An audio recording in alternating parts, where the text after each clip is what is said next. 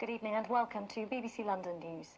We start tonight with an investigation by this programme exposing shocking practices claiming to supposedly cure people with autism.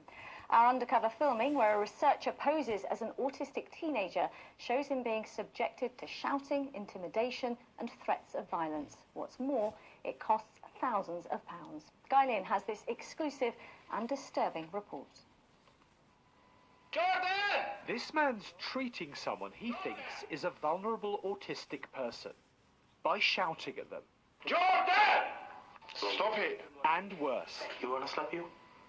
Yeah? Or do you want to punch you? But our reporter isn't autistic. He's undercover, exposing a shocking technique from Hungary it's claimed can eventually cure someone of autism. Emma and her children have autism, so they have huge difficulties communicating and relating with others. That's Damon. She was surprised to hear about a Hungarian company offering to cure the condition, and whose training programs had even featured on Hungarian TV. Knowing her condition is a lifelong neurological disorder, she got in contact. I was told that if I did this training, then I would lose my autism diagnosis, that I'd no longer be autistic, that he could train my brain to release the trauma that it was withholding, and then suddenly I wouldn't be autistic anymore. So apparently the Hungarian company that's been making those claims has a trainer who's based in East London. His name is Joseph Kanta, and apparently he's searching for autistic people to treat. We arranged to meet him, saying we've got an autistic son, Jordan. Sure enough, he offers to locate an autistic person's inner trauma.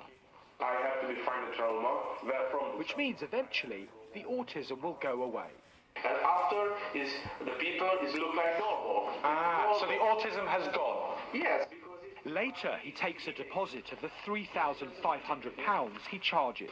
40. Okay, Mr. Jordan, come with me. And our undercover reporter records what happens. All right, we start. Okay. First, it's what Joseph calls fixed point, forcing an autistic person to stare at him for many hours a day. Your job look like stone. You watch my eyes now. Start. Then it's taunts. Oh, I'm autistic. Oh. Finally, it's threats of violence. You want to slap you? Yeah? Or do you want to punch you? Which one do you want? Slap or punch? Choose. Choose, which one do you want? Choose. Not only would the techniques not work, they may make the condition of any autistic person worse. An encounter like this will make their stress, will send it through the roof. To be confronted with someone who is so threatening is horrifying. It's terrifying, and for someone who is prone particularly to stress and anxiety, then the effects are likely to be catastrophic. We contacted the Hungarian organisation Stabil Technology, who said their technique had helped autistic people. Joseph Kanta said it was training, not a cure. He didn't operate in the UK, and what we had recorded had been a joke. Right, coming in. And for Emma, who lives with autism day to day, this reaction. Anger, disgust, hatred. Ready? Sadness. What sort of person can do that? A vulnerable member of society, and tell them things that he tells them, treat them how he treats them. Offering to treat conditions like autism isn't illegal. A petition now has over 50,000 signatures, calling for the criminalisation of those like this man who offer quack treatments to vulnerable people. Dalmayne, BBC London News.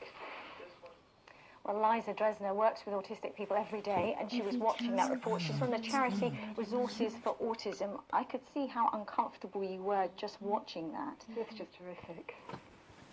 And your reaction to what you're seeing there, effectively? Well, the most important thing is the fact that people like that can just do this and get away with it. There's no legislation to stop them, or anybody else who's just selling any snake oil treatment. What sort of thing would you like to see happen? So you agree that people need protection from unproven treatments. What sort of thing would you like to see? I think it should be legislation. I think there has to be a law that means that if people say they are selling something or even giving something away, that's going to have an effect on somebody's condition, and it's complete lies, that they can be prosecuted. Now, just to be clear, there is no known cure for autism, but I guess you could see how anyone with autism or who has a child with autism could be taken in by this sort of thing. Absolutely. People are desperate. It's a very difficult condition to live with. It's very difficult for families. It's very difficult for individuals. With the right support, people can do very well. But when somebody says, hey, I've got a cure, all you have to do is give me £3,500, of course families are going to jump at that. Now, just to be clear, we don't know how much business he's done in London, but with an estimated 90,000 people on the autism scale, this is a warning to people, isn't it? We're talking about 1% of the population. And of course it's a warning. It's to say to people, don't be taken in. If you're desperate, seek proper help. But don't be taken in by people who are asking for money for cures. Okay. Liza Dresner, many thanks for coming in and for your time this evening. Thank you. You're welcome. And you can see more on that story later on tonight on Inside Out London. That's at 7:30 here on BBC One.